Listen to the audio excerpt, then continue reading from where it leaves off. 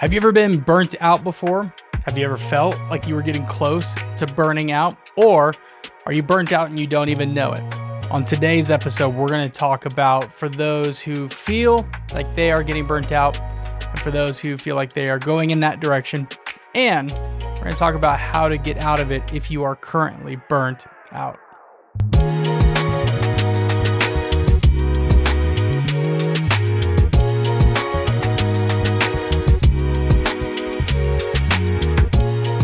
Well, hey, my name is Tim Smith, and I am currently a youth pastor here in Grand Junction, Colorado. I've been in ministry almost my entire life. My parents were really heavily involved in ministry, and I got to be interning under some churches and youth pastors, and I've seen a lot, and I've been through a lot. And so when it comes to ministry, and I think burnout is obviously not something that is just stuck in ministry. I think it's all over the world, in any category of business, school, things like that. And so I designed this channel to help out specifically something that I've grown up in, and that's full-time ministry, and that's looking at the life of the church and for people who are new into going into ministry, or people who just kind of maybe need a refresh or a fresh start, or just that, simple, like, hey, I haven't thought about that for a while. So that's pretty much what this is. And burnout, I think, to be the first episode doesn't always sit well with people. But it's also one of the biggest things that people don't talk about until they get burnt out and then they leave. And then they are questioned why, and then they blame the church. But sometimes it's not the church, it's just you, or it could be the church. We don't know. And so everybody's part in it is very different. And so today, I just want to share with you what I believe and what I've seen and what I've asked on what burnout means and how to avoid it, but also how to look at the steps to see if you are going in the direction of burnt out. A few days ago, I actually posted on social media, and I really don't ask those type of questions, right? A lot of my stuff is very fun or very whatever. But I asked the question, how do you know you're burnt out and what leads to burnout? And I got a lot of comments, a lot of stuff that helped out with it. But I also got people who messaged me, was like, hey, are you okay? And I was so thankful that people cared to see if I was burnt out. And so I'm not burnt out at all. But I do believe that we have a part to play as leaders in the church and as people who are fully devoted followers of Jesus, that our job is to help people not go into that place of burnout or even feel that they're going in that direction. I always tell people, when you wake up and you're like, oh man, I got to go back to that, that's always kind of a lighter that just sparks burnout and sparks different things of your life. And so for me, I want to deal with it. I want to talk about it. I want to expose burnout because I believe that's what also hinders people in ministry. There are a lot of people who are gifted and talented and are amazing at what they do.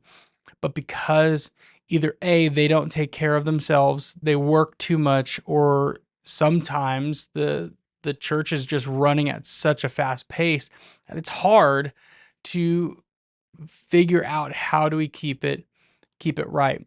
See, in church world, for those of you that might not know, it doesn't end. It's not just on Sundays. It's not just a midweek service. It's a daily thing. And for people who have the privilege and honor to work full time for a church, it's a lot. And there's a lot that goes on. There's a lot of meetings. There's a lot of events. There's so many different features and different parts of the church and of ministry that a lot of people don't see. It's a day-to-day function. It's a day-to-day business. And so there's a lot that goes on with it. So much that it causes people sometimes to forget to actually rest, or to sometimes breathe and just go, okay, I need to take a quick break. Okay, I'll come back to it. And so, what I want to talk about today is just simply some signs that might help to know if you are in a burnout season.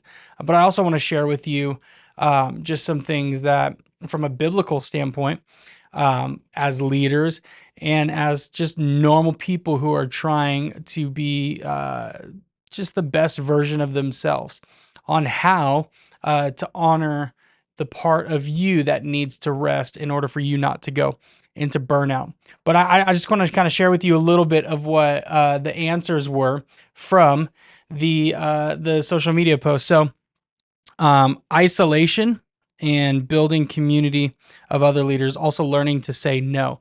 Learning to say no was the number one overall. Almost everybody was saying that. And so learning to say no really, really helps. Obviously, your job, you can't say no every single time, but if there's something that is not necessarily a priority or in that moment, like you can go to your boss and say, "Hey, is this needed for this weekend?" No, okay, cool. Hey, I'm gonna not answer my phone on my day off, type of thing. And so you build it, you build off of that, and go from there. Another one was saying yes to too many things, and then you feel guilty for saying no, and then you become overwhelmed. I think this is what happens a lot for volunteers and people that just love to serve and are passionate about something. So let's take okay, so I'm a youth pastor, right? And let's say I have somebody who's super passionate about photography, and I have not been able to build a photography team yet. And so this person is just, "Hey, would you be able to take photos?" Yeah, great. And it becomes this moment of, "Hey, you've actually been taking photos for 6 weeks straight now. How are you doing?" Or it can get to the part where, because they didn't say no, and they're saying yes and they feel guilty and overwhelmed, then it becomes this thing where it lasts for too long, and then either they say things behind your back, or they just don't show up. And for me, I never want to be that person or that leader. And so I always encourage people, like, "Hey, let me know how you're feeling." We actually assign our photographers in planning center. So if they decline, then it's like, okay, we can find someone else. I like to do a month to month swap. So hey, you serve for this month, and then you're off for the next month. And it's not perfect. Still dialing in what's best for this season of our leaders, and so we go from there. Another one is no appreciation, doing too much, and then handling the drama, and that's a huge thing too. I think we don't give appreciation as much, especially for the ones that, man, they are running and gunning the entire time through. And so being able to honor that. Overuse those that know they will say yes at every time and time again. Unclear motives and vision. And then the last one that I got that I thought was super powerful was saying yes to the wrong things. Sometimes good isn't right. And I think that's a huge part of who we are as Christians, and just people who are passionate about the church and passionate about seeing other people, right? You look at the times that you were saved, right? The time that God came into your life and you accepted Jesus into your heart, and this passion is there. And so you want other people to experience it too. What happens, I think, with burnout is we get into a place where we are excited about it, but then all of a sudden we feel like we're being used too much, and the excitement becomes more of a job rather than a passion. And for some of us that are in full-time ministry, it is our job. Our job is to do the work of the ministry. But I also think that there's this passion side that always has to be there. If you wake up and you are not, I don't think you need to be exuberantly excited about it and wake up and be like, "Yes, I get to go work today, blah, blah, blah." But if you wake up and go, "Oh man, I can't believe I have to do that today." Like, there's the checking of the motives and the checking of the heart to say, "Okay, man, where am I at in this?" I think there's times, like for me, when I go and do a week of summer camp, like the next day, Like I'm like, okay, cool. I just want to shut my phone down and not talk to anybody and just need to breathe because I've been with kids and students all week long.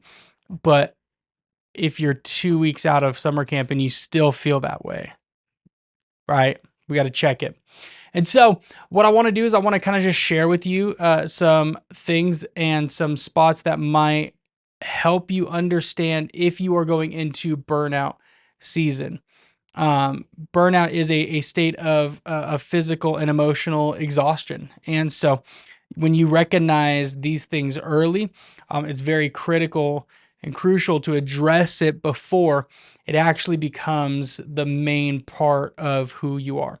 And so, um, emotional exhaustion, neglecting self care, sleep disturbances, increased anxiety or irritability, detachment or cynicism, physical symptoms.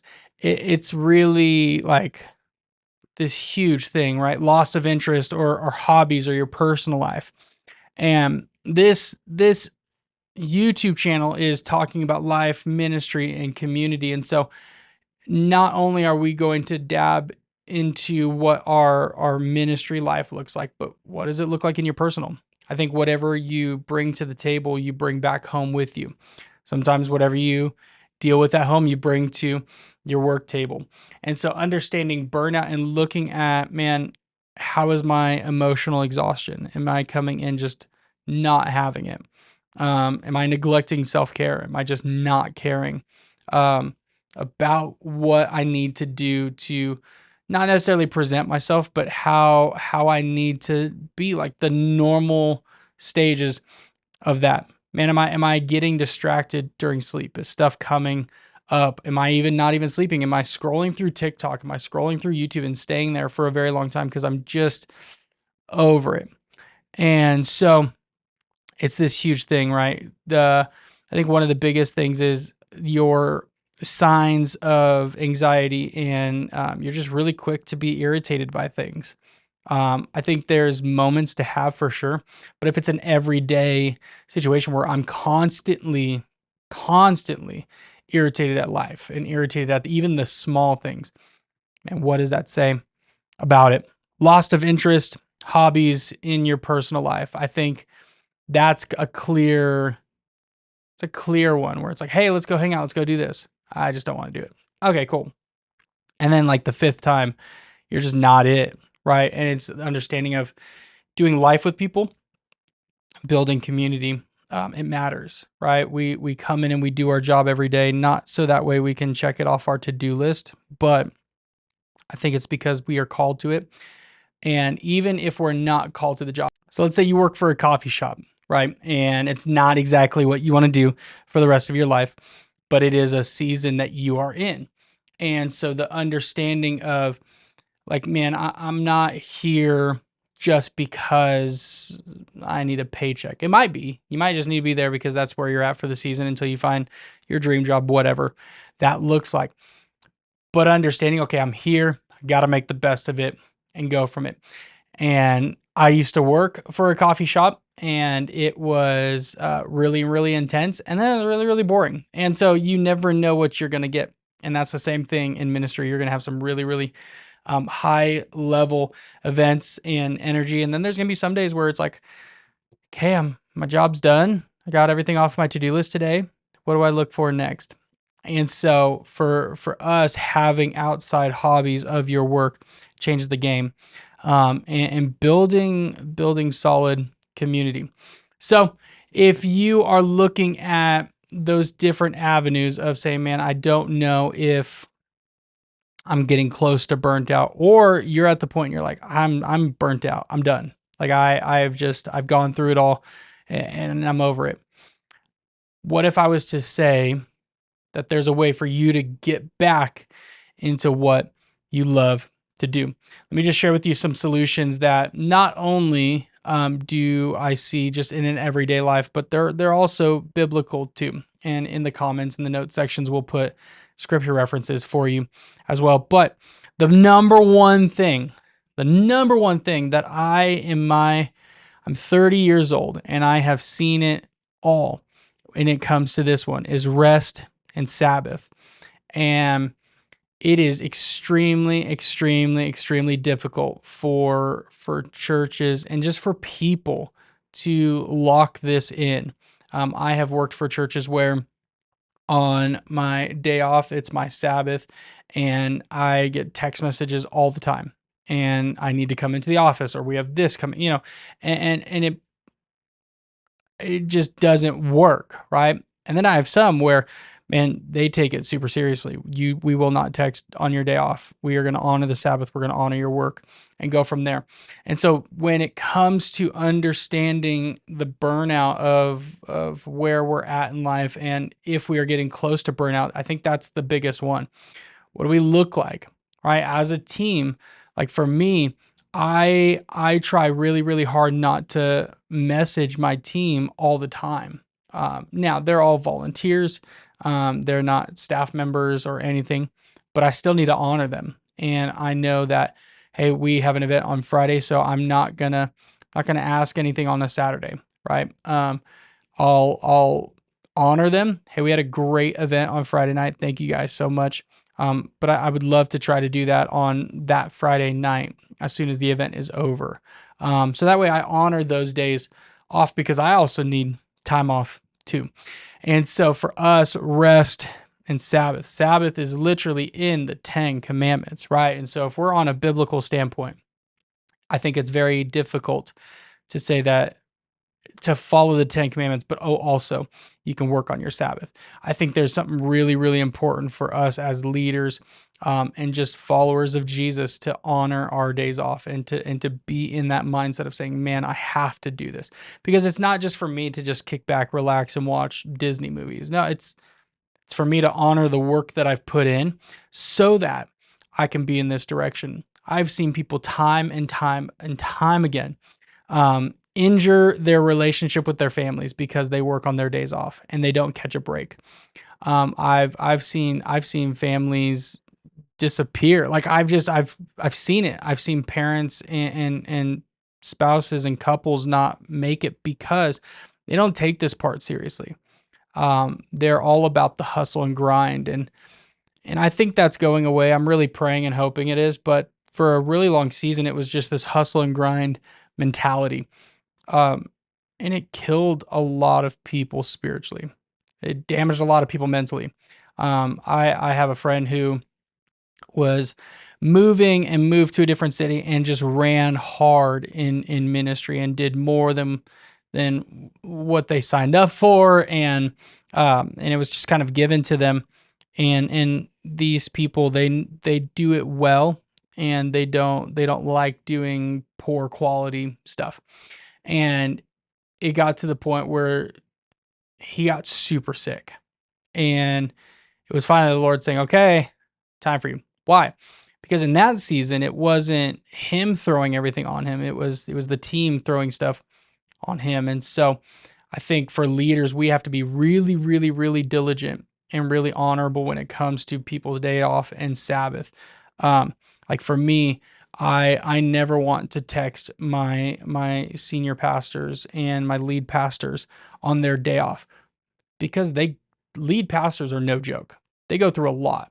And so for me, if I don't have to ask them a work question, I won't. I don't even sometimes talk to them about like fun stuff.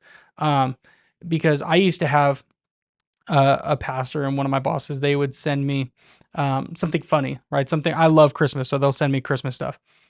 And then after that, it'll turn into work questions. And so I never want to do that on the other end of it. I never want to send something and be personal about it, and then send work questions. Now, sometimes it happens. Sometimes there is an emergency that we have to do as pastors, and it's one of those where that's what we do. This is what we signed up for. We know that God has called us to do A, B, and C, and so we have to honor it and we have to respond to it.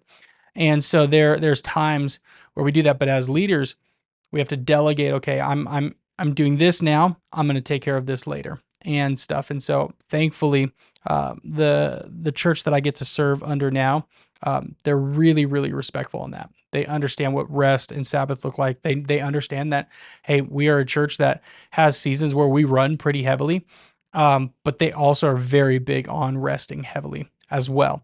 And so rest and Sabbath, this is something that I am super passionate about, rest and Sabbath. And so, man, make sure you go that direction. Re-evaluating priorities. That's another thing too, man. Write your list down, see what your priorities are, and go, okay, this one actually doesn't need to be dealt with until next month. Okay, cool. Put that there. This one actually doesn't need to be dealt with until tomorrow. Bedtime, right? If you look at your to-do list and you look at your life and say, man, I am swamped. My list is full. What does it look like to take a step back and say, okay, how do we get better at this? What can we do to be better so I'm not going home feeling like my entire day just piled on me?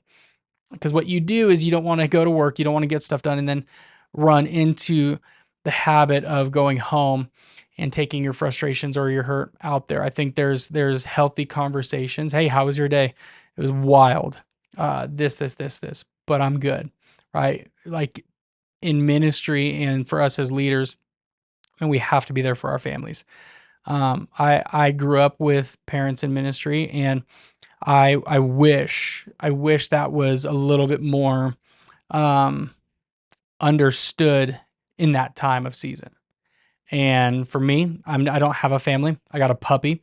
But for me, I need to practice that now so that way when I do have a family one day, I'm honoring them by practicing it now. Another one, prioritizing prayer and connecting with God. It's huge, right? It's a necessary piece of who we are, not just as leaders, as believers.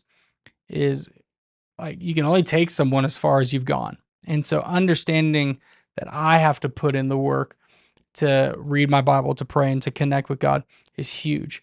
And the part that you get to play in that is understanding, man, if I'm spiritually filled up, if I start my day with Jesus and I move forward, my day's not going to just automatically fix itself. Um, but watch what happens with your attitude and your heart posture and all that stuff is it changes than when you just wake up feeling like you're late to work and you just go. Delegation and sharing the load.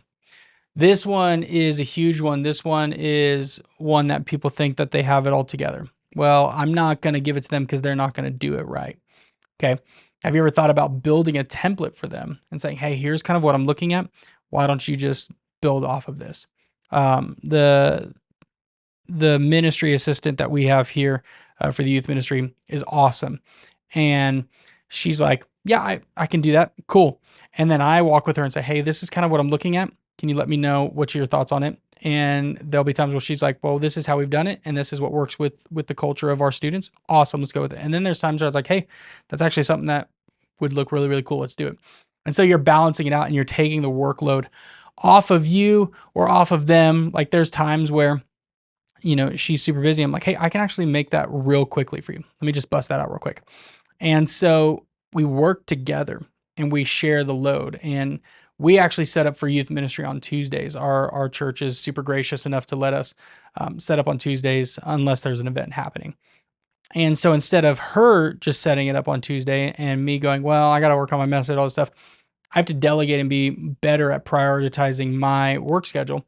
So then that way on Tuesday, I can go down there and I can serve with her and I can set up the youth stuff. And so what that does is that lightens the load for people.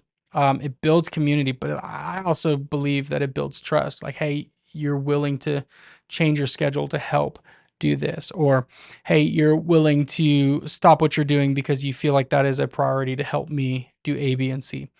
And it's huge, and it changes the game on how you are as a leader, right? You never want to ask someone to do something you're not willing to do yourself. But also, if as a leader, there's something that you want done the way that you feel like, hey, this is the best way to do it, and walk it out. Because when you give people who are stuck in it, and feel like no one is helping them, or you're just like, hey, I'm just going to do it all by myself because I don't think anybody else can do it. The burnout begins to set in, and then you get overwhelmed, and then you get tired, and then it makes it really, really hard to do life. Next one, community and fellowship. Oh my goodness. This is so big. Like, you have to have community. You have to have fellowship with one another. Man, it is so key when you are working and you're doing something. And like for me, I have an office with a door that keeps closed sometimes or open. It's huge. You have to do community. You have to hang out with people. You have to constantly be around other people. I think there's a difference between like, hey, I'm more introverted, so I'm not going to do A, B, and C. I get that. But if you're just not building relationship with other people, if you're not doing life with other people, it makes it really difficult to share the wins, but also to have other people help you up. I always tell people all the time, Jesus had 12 disciples and 12 people with him. So you can't do life alone. There have been many times where I have just been overwhelmed with life. And to think that I could have handled it on my own, or what if I didn't have friends to walk me through that? I don't know where I would have been. I don't know where I can be right now. But I do know this: when life throws things at you, like, having community changes everything. And then you can celebrate the wins. You call people, oh my gosh, man, we had over 20 students give their life to the Lord. Awesome, man. And then the losses, oh my gosh, this kid broke a window and pulled the fire alarm and shaved his friend's eyebrows. Like, there's just these things that you can't do on your own. And burnout really, really becomes a natural thing in your life when you are not surrounded by people um, that just help you be better than you were yesterday, be better today. Um, the last one that I think is super, super huge is God's plan for restoration, right? The Lord did everything. He built the world, the sun, the moon, the stars, the earth, the plants. He did everything, right? In the beginning, God created the heavens and the earth. And on day 7, he rested. So let me ask you this. If God, who is the creator of heaven and earth, right, created everything, and on the 7th day he said it was good, I'm gonna take a nap, I'm gonna rest, and you don't, it has me believing, and this is more comical, but I always ask people, are you God? Like, can you do it? No? Okay, cool. Just making sure. Because God rested, so why can't you? Right? Well, it's the hustle and grind. No, get out of it. You need to rest. I think there's seasons that require and ask us to be better, and to work a little harder, and to work a little longer. I totally agree on that. And then there's seasons that is, hey, we're just running at the pace of grace. We're just chilling and we're moving and we're keeping everything going. But within both of those, there has to be a common balance of, okay, we need to rest and we need to make sure that we are doing everything we can to stay healthy. Again, you can only take someone as far as you've gone. And so if you are not running at the pace of understanding, okay, I'm going to work hard, but I'm also going to rest hard, and I'm going to keep things going, but I'm also going to rest in that season. If you don't understand that, you will be burnt out. And then you will either complain about it, you'll leave the church, you'll leave work, you'll leave ministry, whatever it may be. But understanding, and get this now, that you have to rest. And it's not going to snap and then it's going to happen. It is a daily, weekly, every single time going, yep, got to rest today. Okay, cool. I got to manage my week. I got to look at my week and say, okay, I'm doing this all week. I need to make sure that's taken care of before my day off. And when you understand what that looks like for your life and you balance that, it changes everything that you do, not only in ministry, but it just changes who you are as a person, right? Mental health is absolutely important. And so understanding, and talk to your team, like talk to your leaders, talk to your pastors, talk to your bosses, whatever that may be, and say, hey, here's how I'm wired. Here's what I'm realizing. I've been doing this for a while, and I'm realizing that I need time off. So hey, I'm going to ask that if it's not an emergency, A, B, and C, or go to your boss. Hey, when it comes to the day off, what does that look like? Okay, here's what I need help with, type of thing. I had a leader one time about a year and a half ago say, well, on your day off, you should text your boss and find out what the requirements of your day off looks like. I'm like, okay, well, we talk about Sabbath, we lead off of that, but we don't operate in that. And so we have to be better at understanding that if we want to see things grow, if we want to see things succeed in our life, in our ministry, and in our community, then we have to take care of ourselves. And resting is the absolute number one thing that we have to do, and understanding who we are as believers, but also as leaders. Because if we rest, like if we as leaders take time to rest and reset ourselves to be available for our leaders and for those that we're serving alongside, and for the students or the congregation or the business, whatever it may be, if we lead and set the example of we are taking care of ourselves to rest, I promise you it will change the game on how your ministry is going. You will see better fruit for it, because why?